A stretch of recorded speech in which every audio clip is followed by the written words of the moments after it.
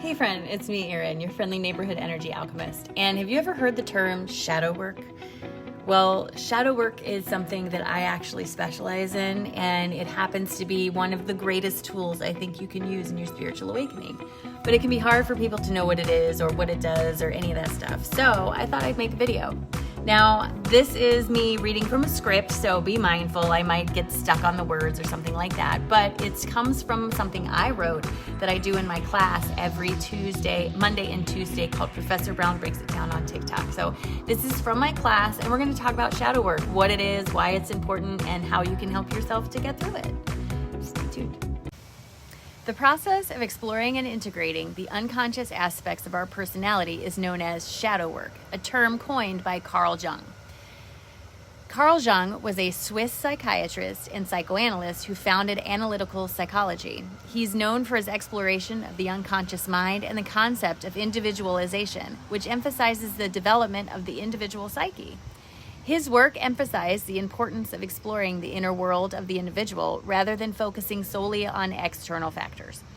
Jung's contributions to psychology have had a lasting impact on the field, and his ideas continue to be studied and applied today.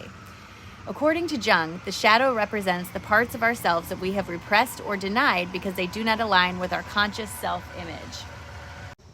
These can include traits like anger, jealousy, or selfishness, as well as positive qualities that we have not fully developed, such as creativity or assertiveness. By acknowledging and integrating these aspects of ourselves, we can become more authentic and whole individuals.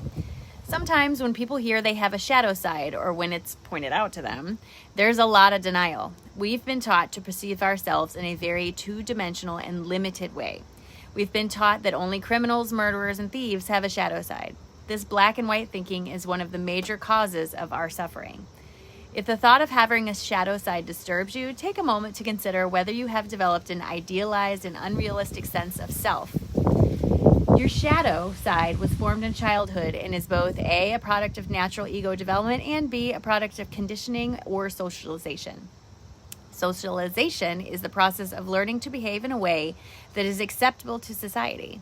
When we're born, we're full of innocent, wide-eyed potential. As time goes on, we learn more and more to become a certain type of person as a way to receive validation or praise from someone or someones we admire or love.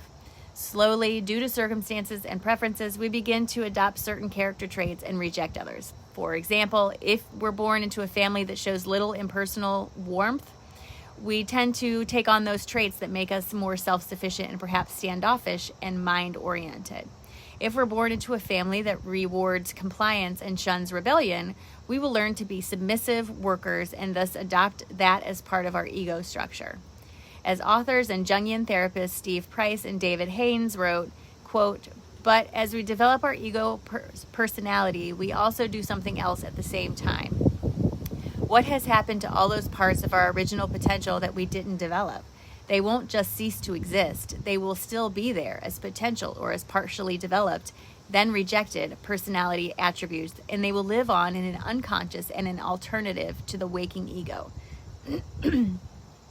So, by the very act of creating a specifically delineated ego personality, we have also created its opposite in the unconscious. This is the shadow. Everyone has one. End quote. As we can see, developing the shadow self is a natural part of development, but you also formed a shadow due to social conditioning, meaning your parents, family members, teachers, friends, religion, and society at large all contributed to the repression of some parts of you. How? A polite society operates under certain rules. In other words, certain behaviors and characteristics are approved of while others are shunned. Take anger, for example. Anger is an emotion that is commonly punished while growing up. Throwing tantrums, swearing, and destroying things was frowned upon by our parents and teachers. Therefore, many of us learned that expressing our anger was not okay. Instead of being taught healthy ways to express our anger, we were punished sometimes physically with smacks or being grounded, and often emotionally with withdrawal of love and affection. There are countless behaviors, emotions, and beliefs that are rejected in society and thus are rejected by ourselves. In order to fit in, to be accepted, approved, and loved, we learned to act a certain way. We adopted a role that would ensure our mental, emotional, and physical survival. But at the same time, wearing a mask has consequences. What happened to all the authentic, wild, socially taboo, or challenging parts of ourselves? They were locked in the shadow. Ever heard of what's a golden shadow? And is my shadow all bad? Carl Jung once stated that the shadow is 90% pure gold. What this means is that there are many beautiful gifts offered to us by our shadow side if we take the time to look. For example, so much of our creative potential is submerged within our darkness because we were taught when we were little to reject it. Not everything within our shadow is doom and gloom. In fact, the shadow contains some of our most powerful gifts and talents, such as our artistic, sexual, competitive, innovative, and even intuitive aptitudes. The golden shadow also presents us with the opportunity for tremendous psychological and spiritual growth. By doing shadow work, we learn that every single emotion and wound that we possess has a gift to share with us. Even the most obnoxious, ugly, or shameful parts of ourselves provide a path back to oneness. Such is the power of the shadow. It's both a terrifying journey, but it's ultimately a path to spiritual enlightenment or illumination. Every spiritual path needs shadow work in order to prevent the issues from happening that we'll explore next. So, how do I do shadow work? Great question.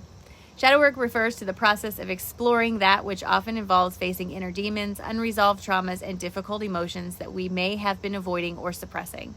Although shadow work can be challenging and uncomfortable, it's an essential step toward emotional and spiritual growth. By acknowledging and integrating our shadow, we can gain a deeper understanding of ourselves and our patterns and increase our capacity for self-love and compassion. Our shadow can have a powerful impact on our daily lives. Unacknowledged shadow aspects can lead to self-sabotage, projection of our own traits onto others, triggers, or a feeling of being stuck or unfulfilled. When our shadows are suppressed or repressed in the unconscious long enough, they can even overtake our entire lives and cause psychosis or extreme forms of behavior like cheating on one's partner or physically harming others. Intoxicants such as alcohol also have a tendency to unleash the shadow. By doing shadow work, we can become more aware of these patterns and begin to make conscious choices about how we want to show up in the world. It's very easy and comfortable to focus only on the light side of life. So many people in today's world follow this path. And while it might provide some temporary emotional support, it doesn't reach to the depths of your being. It doesn't transform you at a core level. Instead, it leaves you as superficially hanging onto warm and fuzzy platitudes which sound nice but don't enact any real change.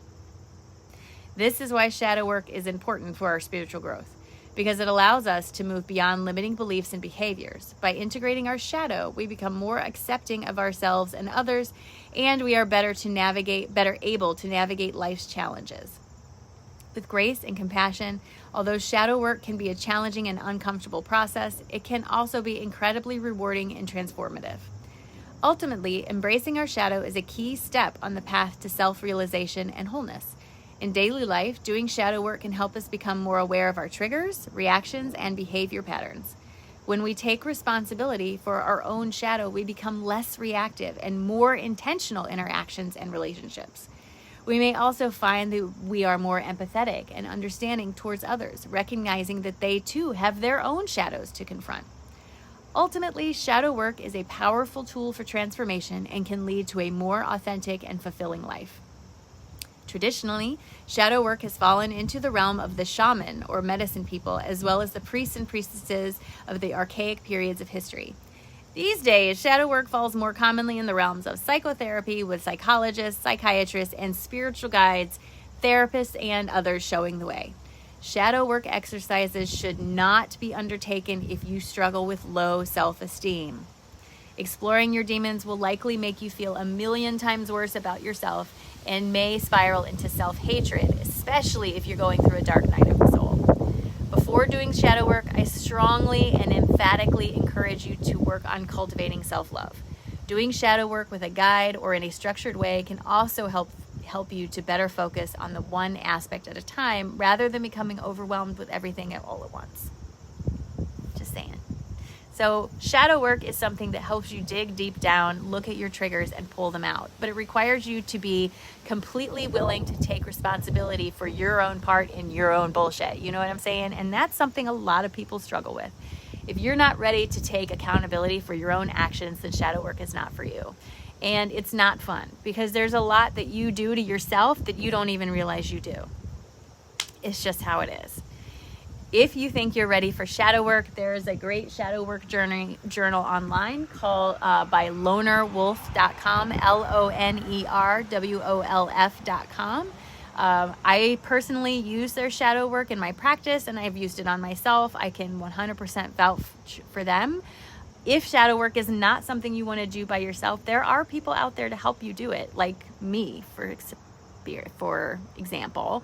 I do guided shadow walks, but it's got to be at a point when you're ready to deal with this stuff, because a lot of us think we are and we're just not. So if you're not in a good place, if you're not ready to dive deep down into what you are doing to yourself, then shadow work probably isn't for you right now. But that doesn't mean it won't be for you later, and it doesn't mean it's not a very helpful tool in the meantime. Just saying. Have a great day, friend.